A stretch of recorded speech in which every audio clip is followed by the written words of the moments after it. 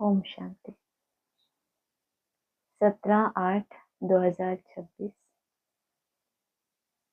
गीत तो नहीं है कोई मुरली में, फिर गीत क्यों लगाया है? उसके लिए मुरली की कुछ लाइंस पढ़ते हैं तो समझ आएगा। ओम शांति। ओम शांति। यह दोनों कौन कहते हैं? एक था बाबा, एक था दादा। कहानी सुनाते हैं ना, जैसे क्या कहानी सुनाते हैं? एक था राजा, एक थी रानी, और फिर क्या हुआ? आप लोगों ने कहानी नहीं सुनी? अरे, एक था राजा, एक थी रानी, फिर बोलो। दोनों मर गए, खत्म कहानी। और यहाँ क्या कहेंगे? यहाँ तो अलग बोला ना, एक था बाबा, एक था दादा, दोनों मिल गए और खत्म कहानी। तो गीत में क्या आया? तेरी और मेरी कहानी है, जिंदगी और कुछ भी नहीं है। पहले तो बोला प्यार का नगमा है। हाँ, प्यार में होते हैं तो एक दूसरे को लेटर लिखते हैं। तो बाबा ने इतने सुंदर सुंदर साक्षात्कार कराए, मुरलियां सुनाई, किस लिए? कि ये मेरे प्यार में पड़ जाएं। आकर्षण किया ना अपनी तरफ क्षमा ने। तो फिर उसके बाद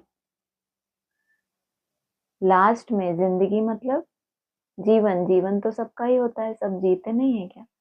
सांस लेते हैं, सब जिंदा है, मतलब जीवन है। वास्तव में जीवन कौन सा है? जब तुम जानते हो कि मध्याजीभव का अर्थ क्या होता है। ऐसे तो कितने लाखों ब्राह्मण हैं, ज्ञान में आते हैं तो क्या बोलते हैं? मैं और मेरा बाबा, दूसरा ना कोई। ऐसा सभी कहते हैं ना। लेकिन एक हम, एक हमारा बाबा, और बाबा तो मरता नहीं, लेकिन खुद ही खलास हो गए तो कहानी रही। फिर कहानी किसकी गाई जाएगी? जो दोनों कायम रहे। कोई मूवी होती है ना, तो मूवी देखी है कभी? फिल्म देखी है कोई? उसमें भी एक्टर होते हैं, मुख्य एक्टर। पूरी फिल्म किनके आसपास घूमती रहती है? हाँ, लक्ष्य क्या होता है मूवी का? ये दोनों मिल जाएं लास्ट में। इनका एक सुखदाई जो इनकी चाह है कि साथ रहें, साथ जिएं, तो वो इनका पूरा हो जाए, तो पूरी फिल्म ही उसके आसपास घूमती रहती है। तो ये वो मूवी नहीं है एक राजा एक रानी दोनों मर गए। मर गए वाली तो हो गई ना पहले। कितने ब्राह्मणों ने अभी बात की ना, लक्ष्य लिया कि मैं और मेरा बाप, दूसरा ना कोई। लेकिन उस लक्ष्य तक पहुंचने के लिए, इस क्लाइमेक्स तक पहुंचने के लिए पूरा संगम युग निकल जाता है। और 2 पल के जीवन में पूरी उम्र निकालनी है। और कितना थोड़ा सा टाइम मिलता है हमको संगम युग का, लास्ट एकदम मान लो अभी जहाँ खड़े हैं थोड़ा सा ही है। लेकिन पूरी उम्र चुरानी है कि इतना जीवन हम कहाँ जिए, प्रकृति में जिए, कि हम पूरी उम्र, क्या गारंटी हो जाए कि अलग अलग हो ही नहीं सकते। चाहे भक्ति मार्ग हो, चाहे हिस्ट्री के कोई भी हमारे जन्म रहे हो, चाहे बीच बीच में हमको रेस्ट चाहिए हो, इतनी सुंदर कहानी लिखने का समय 2 पल का जीवन है, इसमें से पूरी उम्र चुरानी है। और सबके पास चांस है। लेकिन कायदा क्या है? केवल कहानी में कौन होना चाहिए? केवल मैं और मेरा बाप, दूसरा ना कोई। अब फिर है नई बातें। एक बाबा, एक दादा। तुम कहेंगे 5000 वर्ष पहले भी एक था शिव बाबा, दूसरा था ब्रह्मा दादा। एक था, वैसे तो शिव बाबा तो एक ही होता है ना। तो 5000 वर्ष पहले अर्थात कब? कब? एक था शिव बाबा और एक था दादा। अरे, शुरुआत से नहीं चलेंगे? जब से बाप हमारे लिए आए, साक्षात्कार की लीला चली, तो तब प्रैक्टिकल आना तो नहीं था, लेकिन तब भी शिव बाबा था या नहीं था? बाप लिखाते थे और बाबा लिखते थे। तो उस समय भी पार्ट हुआ ना एक, शिव बाबा जिनमें डायरेक्ट प्रवेश कर रहे हैं। क्योंकि बाबा ने तो कहा था ना, बाप साधारण रथ में प्रवेश करते हैं, ना बहुत गरीब और ना बहुत साहूकार, तो बीच का होना चाहिए। फिर दूसरी बात, उसके बाद जब ज्ञान का विस्तार करने के लिए आए, तब राम शिव बाबा को कहा जाता है। मुरली में आया ना, राम बाप का हो या शिव बाबा का हो, बात एक ही है। और उस समय भी 76 में जो विष्णु रूप प्रत्यक्ष हुए, उनकी नाभि से किसका जन्म होना चाहिए? 10 वर्ष का समय लगता है, बाबा ने कहा। तो 87 88 में ब्रह्मा का जन्म हुआ तो कौन हो गया? एक शिव बाबा और फिर दादा। तो ये दो तो चाहिए ही, जब भी कहानी शुरू होगी तो उसमें दो चाहिए ही चाहिए। और फिर उसके बाद लास्ट क्या होना चाहिए? लास्ट में है अव्यक्त ज्योतिर्लिंगम। इसलिए बाबा कहते हैं कल्प कल्प कल्प के अंत में मुझे आना पड़ता है। जब मैं आऊं तब तो तुमको समझाऊं कि असली जीवन होता क्या है। उससे पहले जीवन क्या समझते हैं ब्राह्मण? आज के जीवन में ब्राह्मण चलते रहते हैं, कहते हैं हम ज्ञान में चल रहे हैं। ये हमारा ब्राह्मण जीवन है। हम सेवाएं करते हैं, ज्ञान देते हैं। बाबा कह रहे हैं ये गीत में तो आया जिंदगी और कुछ भी नहीं है, और कुछ भी नहीं है उस जीवन में। कितने सारे रस हैं, आंखों के, मुख के, कान का, संबंधों का, भावनाओं का, कितनी फैमिलियरिटी है। लेकिन बाबा क्या कह रहे हैं? जिंदगी में कुछ और है ही नहीं, जबकि ये सब जिंदगी में ही तो आता है। जब बच्चा जन्म लेता है तब उसके रिलेशन उसको पता चलता है, माँ बाप, कितना सारा विस्तार, इस देह का, खाना पीना। जीवन मिलने के बाद उसका शुरू होता है ये सुख, या जब गर्भ में था तब से ही? कब शुरू होती है? हम तो इसको जिंदगी कहते हैं, इस कलयुगी दुनिया में बैठे हैं ना, तो हम जिंदगी किसको कहते हैं? अब बच्चे का जन्म हुआ, अब ये इतने सारे संबंधों में रहेगा, सुख भोगेगा, आंखों का, मुख का। और यहाँ ब्राह्मणों की दुनिया में जिन दो की कहानी है, उनका जीवन असली कब शुरू होता है? कहते हैं इनको समझदार बनने में ही कितने वर्ष लग गए?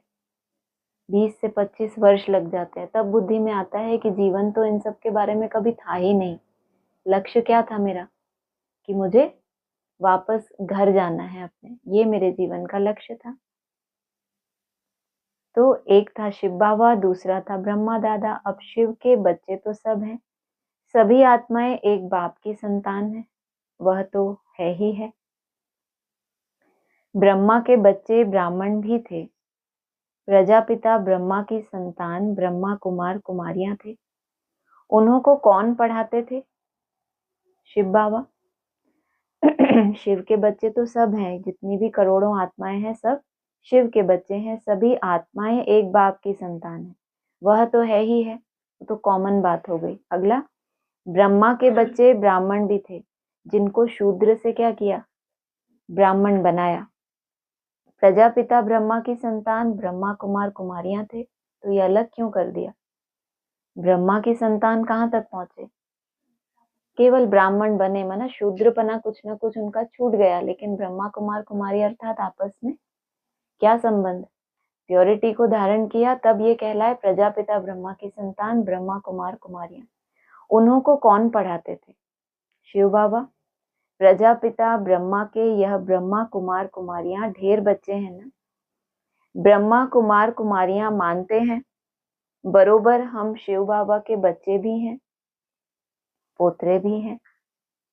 बच्चे तो हैं ही, अब पोतरे बने हैं। ब्रह्मा द्वारा दादे से वर्षा लेने। ये ब्रह्मा पहले पहले बच्चा, और हम उसके थ्रू क्या बने? पोतरे बने। अभी तुमको दादे से वर्षा मिलता है, जिसको शिव बाबा कहते हैं। परंतु ब्रह्मा कुमार कुमारियां होने के कारण उनको हम दादा कहते हैं। वर्षा दादे का है, ब्रह्मा दादा का नहीं। जबकि है तो दोनों ही दादा, लेकिन एक होता है दादा अर्थात बड़ा भाई, और दूसरा दादा अर्थात ग्रैंडफादर।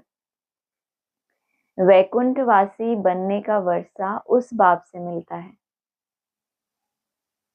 आधा कल्प वर्षा पाते हो, फिर तुमको श्राप मिलता है रावण से, नीचे उतरते हो।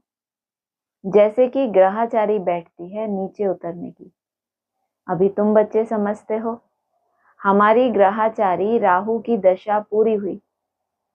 राहु की दशा है सबसे बुरी। ऊंच से ऊंच बृहस्पति की दशा, फिर राहु की दशा बैठी तो 5 विकारों के कारण हम काले हो गए। अब फिर बाप कहते हैं दे दान तो छूटे ग्रहण। है तुम्हारी बात। उन्होंने फिर सूर्य चंद्रमा का ग्रहण समझ लिया है। जब ग्रहण लगता है तो दान मांगते हैं। यहाँ बाप तुमको कहते हैं 5 विकारों का दान दो तो ग्रहाचारी उतर जाएगी। इन विकारों से ही तुम पाप आत्मा बने हो। मुख्य है देह अभिमान।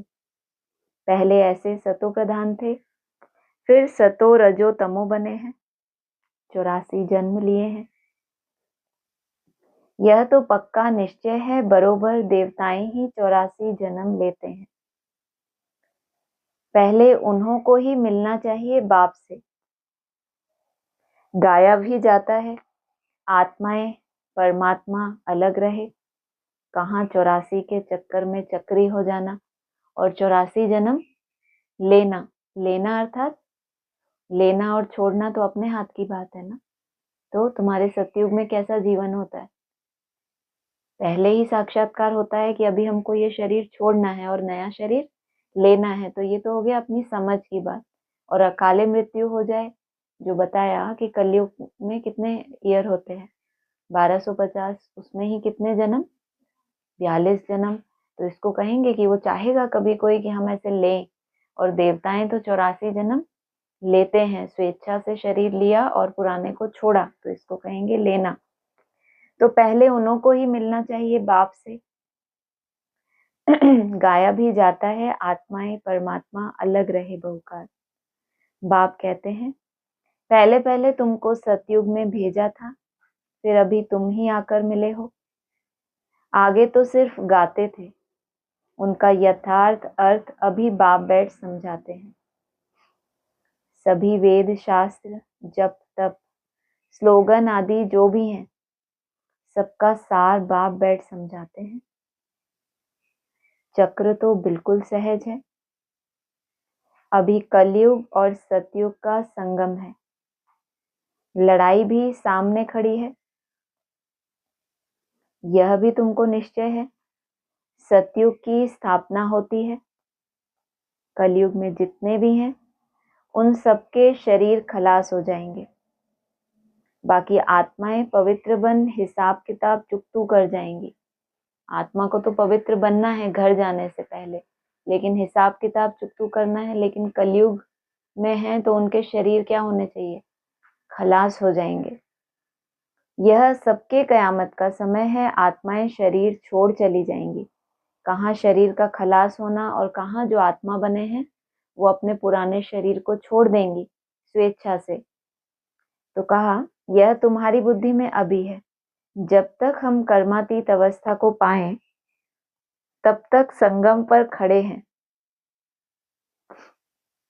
खड़े कब तक हैं? पुरुषार्थ में खड़े कब तक रहना है? जब तक संपूर्ण कर्मातीत अवस्था हो और हम ट्रांसफर हो जाएं, तब तक संगम पर खड़े हैं। एक तरफ है करोड़ों मनुष्य, दूसरे तरफ हो सिर्फ तुम थोड़े से। तुम्हारे में भी कितने हैं जो निश्चय बुद्धि होते जाते हैं, संगम पे खड़े हैं अपनी कर्मातीत अवस्था को पाने के लिए। लेकिन बाबा क्या कह रहे हैं?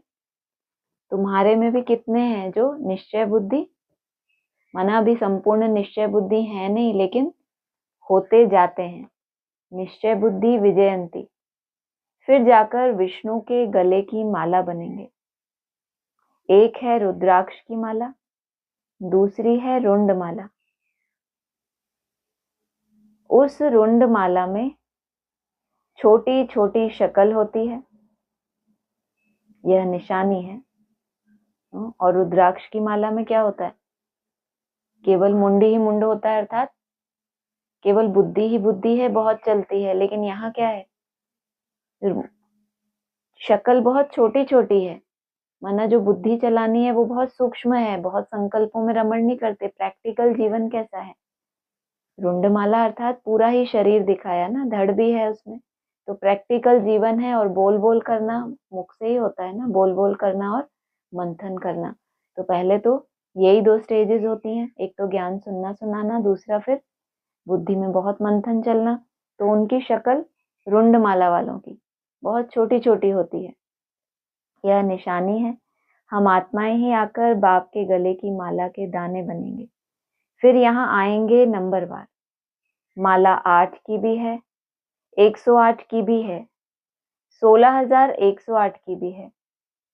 अब 16,000 हैं या 5-10 हजार हैं, उनका कोई हिसाब नहीं निकाला जाता है। पॉइंट टू बी नोटेड है इस मुरली में। कि 16,000 है या फिर 5-10 हजार है, उनका कोई हिसाब नहीं निकाला जाता। जबकि ये हिसाब हमारी बुद्धि में था क्या कभी कि 16,000 आत्माओं की माला होती है? किसने बताया? बाबा ने ही बताया 16,000। अब क्या कह रहे हैं?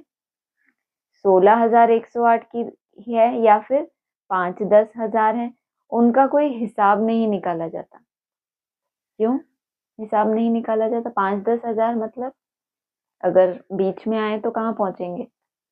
लगभग 16,000 में भी 2 हिस्से कर दिए ना बाबा ने। 8,000 राइटियस और 8,000 लेफ्ट में है, तो वो बताया खराब खून बहाने वाली नसें नाड़ियां। 16,000 तो है, अर्पण तो हो गए, लेकिन शुद्ध संकल्पों का खून नहीं है, तो लेफ्ट। और राइटियस है तो शुद्ध खून। फिर उसमें भी बाबा ने तो कैटेगरी कर दी है, 8 हिस्से कर दिए, तो कितने आए? एक एक 2-2 हजार भी आएंगे ना उसमें। तो कहा उनका कोई हिसाब नहीं निकाला जाता, यह मालाएं गाई जाती हैं। बाबा कहते हैं यह सब तुम क्यों विचार करते हो? पहेली दी किसने बुद्धि में? बाबा ने पहेली दी, फिर बोला तुम ये सब, मानो तुम्हारी बुद्धि में आएगा क्या सार? कहाँ आएगा सार? अरे कहाँ सार आएगा? जितना जो सार स्वरूप में टिक रहे हैं उनकी बुद्धि में पहले पहले क्या आएगा? जो भी भविष्य की रूपरेखा है, मालाओं का क्या हिसाब है, जो भी बाबा ने पहेलियां इस मुरली में डाल के छोड़ दी। तो पहेली किस लिए दी जाती है? जो उसको सुलझाए वो महारथी। तो इसलिए बाबा ने पहेली दी और फिर बोला तुम सब क्यों विचार करते हो? जितने भी राजाएं कल पहले सतयुग त्रेता में बने थे उतने ही बनेंगे। 100 बने या 200-300 बने यह पूछना नहीं है। ये पहेली नंबर 2। 100 बने या 200-300 बने हैं, नहीं तो जैसे ही मुरली चलेगी तो बाबा से पूछेंगे ना कि बाबा ये 200-300 का क्या हिसाब हो गया? तो ये 200-300 की तो कितनी बार मुरली में जिक्र आता है। आदि में भट्टी बनी थी तो क्या हुआ था? कितने नाम आ गए थे, इकट्ठे ही 250-300 नाम आ गए थे। वो बात की बात है कि फिर वो अपने नाम के अनुसार उन्होंने कोई काम ही नहीं किया, तो फिर क्या होगा? यहाँ भी होता है ना, नाम क्या होता है और कर्म कैसे होता है, तो फिर वो नाम का कोई अर्थ तो होता नहीं। बाप कहते हैं तुम जितना नजदीक आते जाएंगे तो यह सब समझ जाएंगे। प्रैक्टिस क्या करो? नजदीक आने की प्रैक्टिस करो। बाप से मिलने की प्रैक्टिस। नजदीक आना माना सब संकल्पों से पार जाना। भले ये पहेलियां हमको दे दी गई, लेकिन इसके बारे में चिंतन करने से समझते जाएंगे। या क्या बोला? तुम जितना नजदीक आते जाएंगे यह सब समझ जाएंगे। आज हम यहाँ हैं, कल विनाश होगा, फिर सतयुग में थोड़े से देवी देवता होंगे, बाद में वृद्धि को पाते हैं। सतयुग के आसार भी दिखाई पड़ते हैं। बाकी लाखों जाकर रहेंगे, फिर लाख रहें या 9-10 लाख रहें, यह है तीसरी पहेली। सतयुग के आसार भी दिखाई दे रहे हैं। बाबा भी बड़ा कंफ्यूजन में है कि इतने रहें पता नहीं कितने रहें।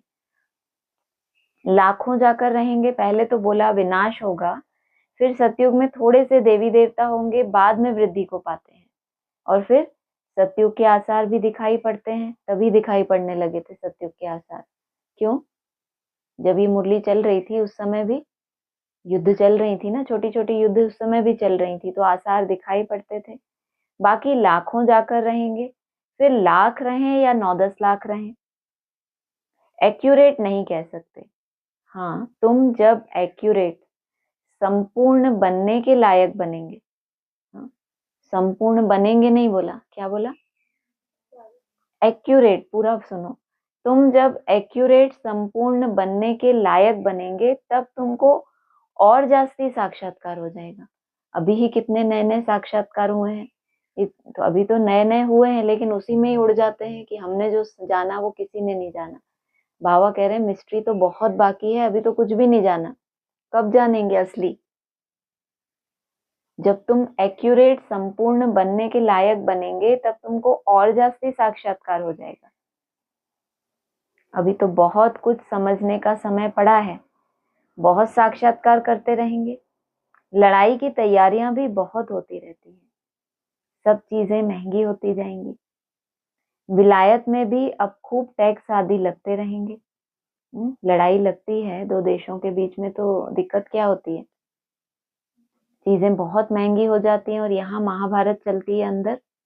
तो जो हमें कमाई करनी है, जो हमें डायमंड इकट्ठे करने हैं, डायमंड नहीं तो गोल्डन, गोल्डन नहीं तो सिल्वर ही का सिल्वर कॉइन ही इकट्ठे कर लें, तो वो भी कितना महंगा हो जाता है जब अंदर में लड़ाई है ना, जो अनएक्सपेक्टेड है, लड़ाई भी अचानक लगती है ना। बाबा ने भी कहा अचानक का पेपर होगा, जो आपने सोचा है वो नहीं, जो नहीं सोचा अचानक की युद्ध छिड़ जाती है, माया का अटैक हो जाता है। तो कहा बहुत बहुत महंगाई होकर फिर एकदम सस्ताई हो जाएगी।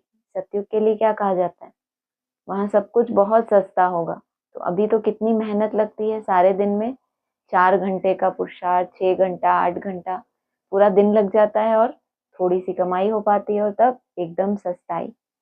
सतयुग में कोई चीज पर खर्चा नहीं होगा, सब खानियां आदि भरपूर हो जाएंगी। नई दुनिया में वैभव बहुत होते हैं। लक्ष्मी नारायण के पास बहुत वैभव थे ना। श्रीनाथ द्वारे में मूर्तियों के आगे भी कितने वैभवों का भोग लगाते हैं, वहां बहुत माल बनाते हैं और खाते रहते हैं। कहेंगे हम देवताओं को भोग चढ़ाते हैं, कहेंगे देवताओं को भोग नहीं लगाएंगे तो वह नाराज हो जाएंगे। अब इसमें नाराज होने की तो बात ही नहीं। तुम कोई पर नाराज नहीं होते हो, वो कैसे देवताएं हैं, किन देवताओं की बात बताई। इनका शास्त्रों में भी यादगार होता है, थोड़ा सा कुछ इनको प्राप्ति ना हो तो क्या हो जाते हैं, नाराज हो जाते हैं। तो दुनिया वाले मतलब ब्राह्मण सोचते हैं कि हम देवता बनने की सिर्फ पढ़ाई पढ़ रहे हैं, उसमें भी हमको संपूर्ण ब्राह्मण बनने के लिए भी सिखाया जाता है कि तुमको कोई से नाराज नहीं होना। तो यहाँ क्या बोला, कहेंगे देवताओं को भोग नहीं लगाएंगे तो वह नाराज हो जाएंगे। अब इसमें नाराज होने की तो बात ही नहीं, किनको नाराज होने की बात नहीं। जो अभोक्ता बन गए, जिन्होंने संपूर्ण 16 कला संपूर्ण नहीं कलातीत देवता बनने की स्टेज पकड़ी है, उनके तो नाराज होने की बात ही नहीं। जो 16 कला संपूर्ण है, उनको अपने अनुकूल अगर प्राप्तियां ना हो तो चक्कर लगा के आओ कि ये हैं, इनमें दिव्यता है, ऐसा नहीं दिव्यता नहीं है, बाकियों के मुकाबले बहुत श्रेष्ठ है, लेकिन इनको अपने अनुकूल ना मिले, अभोक्ता तो नहीं कह सकते। कह सकते हैं कलाएं ही केवल 16 धारण करनी है, तो बुद्धि में है वो अभी तक भी लास्ट समय आ गया संगम युग का, तो बाप समान की लिस्ट में इनके है कि हमको अभोक्ता बनना है, अमन बनना है। तो नाराज होने की तो बात ही नहीं, तुम कोई पर नाराज नहीं होते हो। जानते हो ड्रामा अनुसार यह विनाश होना ही है, कलयुग से बदल सतयुग होगा, इस हम ड्रामा को समझते हैं। ड्रामा अनुसार अभी नया चक्कर शुरू होना है। इनके ऊपर तो हो गई चक्कर की दशा, एक तो होती है बृहस्पति की और दूसरा चक्र की। जब दशा होती है तो उस चक्कर में चक्री होना पड़ता है, माना ये जो सतो प्रधान, सतो सामान्य, रजो तमो 4 अवस्थाओं में ब्राह्मणों को चक्री होना पड़ता है। तो अब ये ड्रामानुसार नया चक्र शुरू होना है। तो ये नया चक्र कैसा है, ऊपर से नीचे जाने वाला या लिफ्ट वाला। बाबा ने कहा ना कि अभी तो ये सीढ़ी में कितना कमर पे हाथ दे के चढ़ते हैं और तुमको लिफ्ट मिलती है, तो तुम्हारे ऊपर कैसी दशा हो गई, नया चक्कर हो गया ये। तुम भी ड्रामा के वश हो, ड्रामा अनुसार बाप भी आया हुआ है, ड्रामा के वश में तुम भी हो और ड्रामा अनुसार बाप भी आया है। नहीं तो ये उस दिन आया था ना एक गीत, तुम्हें पाके हमने जहान पा लिया, तो लगातार 2 दिन आया, तो अगले दिन किसने गाया था ये गीत, तुम्हें पाके। तो जैसे ये गीत आया ना, जिंदगी और कुछ भी नहीं, तुम्हारी और मेरी कहानी है, तू मेरा सहारा मैं तेरा सहारा, कितनी बड़ी बात है। हम तो कहते ही हैं भक्तों की तरह कि भगवान ही एकमात्र हमारा सहारा है, और भगवान कहे कि तुम मेरा सहारा हो, या वो गीत तुम्हें पाके हमने क्या पा लिया, सारा जहान पा लिया। क्योंकि जहान में कोई तो हमें ऐसा मिला जो कैसा हो, जिसने बाप समान बनने का पहले पहले वो पुरुषार्थ कर लिया या संपूर्ण बन गया। तो बाप भी ड्रामा के अनुसार ही बाप भी आया हुआ है। ड्रामा में 1 मिनट भी नीचे ऊपर नहीं हो सकता। कब, ड्रामा में 1 मिनट भी नीचे ऊपर नहीं हो सकता। कब, आपके लिए ड्रामा इतना एक्यूरेट हो कि ड्रामा में जो आपके लिए नूंद है, आपका जब वो मिनट आएगा तो आपको जंप लेना ही है। कब? पीछे बताया ना, तुम भी ड्रामा के वश हो, है ना। किसी को अच्छा अच्छा कहते हैं ना वशीकरण मंत्र, किसी को अच्छा अच्छा समझा के कहते हैं ना इसका ब्रेन वॉश कर दिया, ऐसी ऐसी समझ दे दी कि ये उसके वश में हो गया। ये जैसा बोलते हैं ये वैसा ही पुरुषार्थ करते हैं, इन्होंने ये त्याग कर दिया, ये छोड़ दिया, तो दुनिया वाले क्या कहते हैं? वश में कर दिया। इनके ब्रेन में ऐसी समझ डाल दी कि ये वश में हो गए। अगर इतना एक्यूरेट तुम ड्रामा के वश में हो और उसी ड्रामा के अनुसार बाप को भी आना है, तो बाप के आने का कोई सेकंड कोई मिनट भी तो होगा। तो कहा ड्रामा में 1 मिनट भी नीचे ऊपर नहीं हो सकता। अगर तुम भी उसी ड्रामा के अंडर में हो तो तुम्हारे लिए भी कितना एक्यूरेट है, क्योंकि तुमने एक एक मिनट को वैल्यू दी। कल भी आया था ना, मिनट्स को वैल्यू देना। पूरी प्रारब्ध तुम्हारी नोंद होती है। जैसे बाबा आया, तुमने देखा, कल्प बाद भी हूबहू ऐसे होगा। शास्त्रों में तो कल्प की आयु लंबी लिखती है। अभी तुम बच्चों की बुद्धि में है बरोबर विनाश सामने खड़ा है। अभी तुम गैलप कर रहे हो। जानते हो बाप को याद कर हमको कर्मातीत अवस्था को जरूर पाना है। गैलप करने की बात कब आती है? जब बहुत लेट होते हैं, जैसे आपको एक टाइम दे दिया जाए कि इतने टाइम में आपको इतना काम करना ही है, तो कैसी स्पीड हो जाएगी। आपको कोई स्थूल सेवा दे दी जाए कि 1 घंटे में आपको ये पूरा निपटाना है, तो कैसी स्पीड हो जाएगी।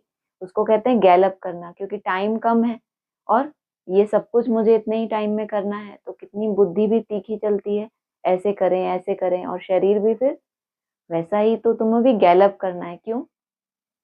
क्या बताया? विनाश सामने खड़ा है ना, तो तुम्हें विनाश से पहले कर्मातीत बनना है। अगर विनाश में तुम्हारे शरीर का भी विनाश हो गया तो यात्रा समाप्त हो गई। फिर तुमको नया चोला मिले, फिर नई यात्रा करो, वो तो फिर रिज्यूम होके वहां से आगे चलेगी। तो तुम गैलप कर रहे हो। जानते हो बाप को याद कर हमको कर्मातीत अवस्था को जरूर पाना है, अर्थात आयरन एज से गोल्डन एज बनना है। अभी अगर पुरुषार्थ नहीं करेंगे तो पद भ्रष्ट हो जाएगा। हे आत्माएं, अभी तुम पतित बन गई हो। यह भी जानते हो बहुत किस्म के आएंगे जो और धर्म में बदली हो गए हैं। वह निकल कर आते रहेंगे, आकर अपना पुरुषार्थ करते रहेंगे बाप से वर्षा पाने। दूसरे धर्मों में गए हैं तो अपने तरह का पुरुषार्थ करेंगे, निकल कर आ भी गए, लेकिन कुछ ना कुछ उनके ऊपर छिलका है, तो संस्कारों में कुछ ना कुछ भिन्नता भी नजर आएगी। आकर अपना पुरुषार्थ करते रहेंगे बाप से वर्षा पाने। ब्राह्मण धर्म में आकर फिर देवता धर्म में आएंगे। ब्राह्मण धर्म में ही नहीं आएंगे तो देवता धर्म में कैसे आएंगे? ब्राह्मण दिन प्रतिदिन वृद्धि को पाते रहेंगे। देखेंगे विनाश सामने आ गया है, यह तो ठीक कहते हैं। फिर वृद्धि होती जाएगी। वो वृद्धि कैसी वृद्धि होगी? अभी तुम आत्माओं की अवस्थाओं की वृद्धि, और उस समय पे क्या बोला? जब नहीं समझ से आता तो ऐसे ऐसे कर लेना चाहिए कि आगे की लाइन तो सुनाई दे कम से कम। ब्राह्मण दिन प्रतिदिन वृद्धि को पाते रहेंगे। देखेंगे विनाश सामने आ गया है, दुनिया की बात नहीं बोली। ब्राह्मण दिन प्रतिदिन वृद्धि को पाते रहेंगे। देखेंगे कि विनाश सामने आ गया है। जो जो ये भविष्यवाणियां बोलते थे, पहले तो उनको क्या लगता था, ये सब तुम्हारी कल्पना है, ये तो भगवान ने कब से बोला कि मैं आया हूँ, ऐसा करो ऐसा करो, तो हमने किया ही तो हुआ क्या। लेकिन तब उनको एहसास होगा कि विनाश सामने आ गया, यह तो ठीक कहते हैं। फिर वृद्धि होती जाएगी। ब्राह्मणों का झाड़ वृद्धि को पाकर फुल हो जाएगा, फिर वापस जाएंगे, क्योंकि अभी उतना समय तो नहीं मिला कि ये शरीर सहित ट्रांसफर हो, फिर इनको वापस भी जाना है। देवताओं का झाड़ बढ़ेगा। ब्राह्मणों का झाड़ वृद्धि को पाकर फुल हो जाएगा, फिर वापस जाएंगे। अगली लाइन, देवताओं का झाड़ बढ़ेगा, क्योंकि देवता कहा ही जाता है जिनकी आत्मा और शरीर दोनों पवित्र बनते हैं, उनको वापस नहीं जाना, और ब्राह्मणों को समझ लेके फिर वापस जाना है। अभी तुम संगम पर राजयोग सीख रहे हो। इस संगम को कल्याणकारी युग कहा जाता है। संगम का ही गायन है। गंगा सागर का मेला दिखाते हैं। वह सब है भक्ति मार्ग का, और यहाँ क्यों ज्ञान मार्ग का है? कहते हैं और मेले बार बार, और गंगा सागर एक ही बार, क्यों ऐसा? बेहद में पहले पहले गंगा सागर मेला कब हुआ ब्राह्मणों की दुनिया में? 2000 में इतना बड़ा मेला मनाया बाप ने। कहाँ पर? कलकत्ता में गंगा सागर मेला। और वहीं से शुरुआत क्या हुई थी? वीडियो सामने आया बाबा का। उससे पहले तो ऑडियो क्लासेस मोस्टली चलते थे। उसके बाद से शुरुआत हुई थी कि अब प्रत्यक्ष रूप में सामने आना। क्यों? कौन सा मिलन हुआ उस समय? गंगा और ब्रह्मपुत्र का। हाँ, लेकिन प्रैक्टिकल में, चलो हूबहू बहू नेक्स्ट, अब उस एपिसोड में आप थे नहीं, मूवी के पार्ट 1 में आप प्रैक्टिकल में नहीं थे। आपने जितना सुना, अब आपने अपने को सदा ही गुप्त रखा। तो 98 99 ये तो इशारा दिया कि जेल से बाहर आए, तीसरा नेत्र खुला, और उसके बाद फिर विनाश। तो वो कपिल मुनि का यादगार भी कहाँ है? गंगा सागर में ही यादगार है ना? नहीं है? या मैं कुछ गलत बोल रही हूँ? कपिल मुनि का यादगार है सागर के नीचे। नहीं, वो बताते हैं ना, वहां तपस्या करते हैं।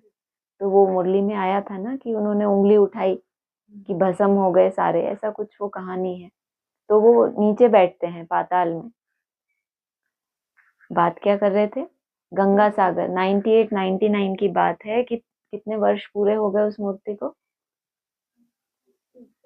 30 वर्ष तो पूरे हो गए। 69 से चलो तो 99 में 30 वर्ष पूरे हो जाते हैं। तो 30 वर्ष के बाद ही नई शुरुआत होती है। तो तीसरा नेत्र खुला, अर्थात क्या कहें, ज्ञान सागर बाप जो अव्यक्त है और बाप का मिलन हुआ। जैसे 69 में बोला था 5 दिसंबर, उस समय भी तो बोला था ना, लेकिन वो तो सिर्फ 6 दिन की बात है। उस समय आत्मा के साथ मिलन हुआ कि आत्मा हूँ, उस स्वरूप में अगर 2-3 मिनट के लिए टिक गए तो वो भी जैसे यादगार बन गया। और बाद में फिर कितना बड़ा यादगार मनाया 2000 में गंगा सागर मेला, है ना? ज्ञान सागर बाप और वो जो पहली पहले ब्रह्मा नदी है ब्रह्मपुत्र, उनका मिलन होता है। फिर हूबहू रिपीट कब हुआ? वहां तो सबने आके डुबकियां लगाई ना। यहाँ हूबहू रिपीटेशन कब हुआ? गंगा सागर मेला 2018 में। तो किसका मिलन हुआ? शिव बाप का और कृष्ण बच्चे का, क्योंकि राम बाप ने ये बोला ही था कि राम बाप की एक ही पढ़ाई है। क्या पढ़ाई है राम बाप का? एक ही जीवन का लक्ष्य है। हाँ, कि कृष्ण बच्चा ये बात स्वीकार कर ले या ये जान ले कि गीता का भगवान कौन। जबकि राम और कृष्ण, इनको तो नई दुनिया की सौगात दी है, तो क्या वो नहीं जानते कि राम बाप कौन है? अगर गीता का भगवान शिव शंकर भोलानाथ राम बाप स्वयं ही सामने है, तो उसी के द्वारा तो इनको सौगात मिल रही है। तो क्या कृष्ण बच्चे की बुद्धि में नहीं आ पाया कि कौन है गीता का भगवान? लेकिन 2017 में पर्दा खोला कि 3 मूर्ति के ऊपर कौन है। उस दिन भी बोला था ना, त्रिमूर्ति में शिव का परिचय तुमको किसने बताया कि त्रिमूर्ति के ऊपर शिव है? क्योंकि वो पढ़ाई किसके लिए थी पहले पहले, तो जरूर रिजल्ट भी वहीं से निकलेगी ना। यह है ज्ञान सागर, और ज्ञान सागर से निकली हुई ज्ञान गंगाएं। ज्ञान सागर से पतित पावन अक्षर लगता है, जबकि ज्ञान सागर का अर्थ है ज्ञान का विस्तार। पतित पावन तो योग की सब्जेक्ट है, लेकिन बोला कि ज्ञान सागर ने इतना विस्तार का जो ज्ञान दिया, उसी से पतित पावन अक्षर लगता है। उसी ज्ञान के सार में टिक के आत्माएं पतित से पावन बनी। वह समझते हैं पतित पावनी गंगा है, और फिर गंगा में स्नान करते ही आते हैं। अगर उन्होंने केवल ज्ञान को ही शुद्धता का साधन बता दिया, तो वो ज्ञान तो एक से दूसरे में भी ट्रांसफर हो सकता है। सागर से नदी में ट्रांसफर हुआ वो ज्ञान, नदियों ने फिर सारे विश्व में नाम वाला किया। लेकिन पतित पावन बनने का ये तरीका नहीं है। क्या तरीका है? हाँ, ज्ञान की वर्षा करना, या योग स्नान से तुम पावन बनते हो, ये भी साकार मुरली का पॉइंट है। तो भगवान के साथ बुद्धि योग लगाना, ये है पतित से पावन बनने का तरीका। इसीलिए कहा पतित पावनी गंगा समझते हैं, गंगा में स्नान करते ही आते हैं। यह नदियां तो सतयुग से लेकर चलती आती हैं। आजकल तो नदियां भी कहां कहां डुबो देती हैं। प्रकृति भी तमो प्रधान, सागर भी तमो प्रधान हो पड़ा है। सागर थोड़ी सी उछल खाएगा तो सब कुछ खलास कर देंगे। इनका उछल खाना भी क्या है, कितना विनाशकारी। जबकि बाबा तो कहते हैं तुम्हें खुशी में उछाल मारनी चाहिए, तुम्हें उमंग आनी चाहिए। लेकिन ये सागर जी महाराज को उमंग आया तो क्या हुआ? क्या हो गया? सब कुछ खलास कर दिया, तुम्हारी कर्मातीत अवस्था हुई तो विनाश हो गया। सतयुग में सिर्फ हम थोड़े ही भारत में रहते हैं, यमुना के कंठे पर, क्योंकि कंठे पे हैं तो इनको तो पहले ही पता चल जाता है सुनामी आने वाली है, अभी ये सागर उछल खाने वाला है। तो हम भी क्या करें, अपनी अपनी तैयारी कर लें कि इस उछाल में कहीं हम भी क्या करें, अच्छी वाली उछल खाएं, विनाश वाली नहीं। दहली परिस्तान थी, फिर बननी है। सतयुग में थोड़ी ही जीवात्माएं रहती हैं, फिर धीरे धीरे आते जाते हैं। कितनी बार बता दिया, सिर्फ सतयुग में सिर्फ हम थोड़े रहते हैं, सिर्फ हम थोड़े रहते हैं, क्योंकि 9 लाख का गाना गाया ना शुरू से। जीवात्माएं अर्थात जिनका शरीर भी है और आत्मा कायम है, थोड़ी सी रहती हैं, फिर धीरे धीरे आते जाते हैं। अभी है कलयुग का अंत, कितने ढेर मनुष्य हो गए हैं। बेहद का नाटक है जिसको अच्छी रीति समझना है। भल कोई अपने को एक्टर समझते भी हैं, परंतु कल्प 5000 वर्ष का है, यह किसको भी पता नहीं है। सभी ब्राह्मण कहते हैं हम इस ड्रामा के एक्टर हैं, दुनिया वाले भी कहते हैं, अच्छे समझदार जो होते हैं, कि ये तो एक फिल्म है, इसमें तो हमें रोल प्ले करना है फिर जाना है। लेकिन बाबा क्या कह रहे हैं, एक्टर भले अपने को समझते हैं, लेकिन ये कल्प बेहद में इस संगम पर कैसे 5000 दिनों में पूरा कल्प की शूटिंग होती है, ये तो पता ही नहीं। कहाँ 84 जन्म, कहाँ 84 लाख। अभी तुम रोशनी में हो, तुमको बाप से वर्षा मिलता है। बाप कहते हैं मन मना भव, बाप को याद करना है। शिव भगवान उवाच, भगवान की महिमा में और देवताओं की महिमा में बहुत फर्क है। बाप जो नई रचना रचते हैं उनकी महिमा है सर्वगुण संपन्न। अभी तुम ऐसे बन रहे हो। बाप की महिमा और इनकी महिमा में रात दिन का फर्क है। यह राजयोग है ना। और कोई कोई मुरली में क्या आता है, उस दिन मुरली में आया था ना, मैं भी जैसे बाप बन जाता हूँ, दृष्टि देता हूँ, बाप के साथ विश्व का मालिक बन घूमता हूँ, तो बाद में क्या बोला, बाप और बच्चे जैसे कि एक ही हो गए। कहाँ उन आत्माओं की गति और कहाँ बाप की महिमा में और देवताओं की महिमा में रात दिन का अंतर। अरे रात और शाम का अंतर होता, थोड़ा दोपहर का अंतर हो जाता, थोड़ा, लेकिन इतना कंट्रास्ट। और कहाँ तुम बच्चों को बाप समान बनना है, हू बहू जो बाप के अंदर है वही तुम्हारे अंदर है। कितनी मुरलियों में बताया। गाया भी जाता है भगवान राजयोग सिखलाते हैं, वह है निराकार। तो जरूर निराकार से साकार में आना पड़े। भगवान की इतनी महिमा है तो जरूर आना पड़े। उनका जन्म दिव्य अलौकिक है और किसका दिव्य जन्म नहीं गाया जाता।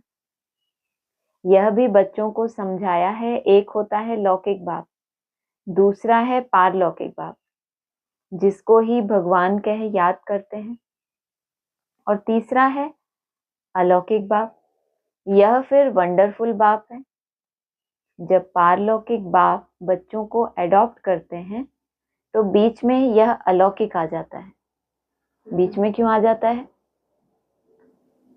जिंदगी कुछ और नहीं है, तेरी मेरी कहानी है, तो बीच में आ गया ना, तो उसकी और उसकी कहानी हो गई, हम रह गए ना। फिर क्या ऐसा ही हुआ, संकल्प तो हमने भी किया था कि मैं और मेरा बाप दूसरा ना कोई, लेकिन बीच में कौन आ गया, अलौकिक बाप की। तुम्हारी कहानी नहीं है, हमारी कहानी है, ड्रामा के साथ बंधा हुआ है बाप।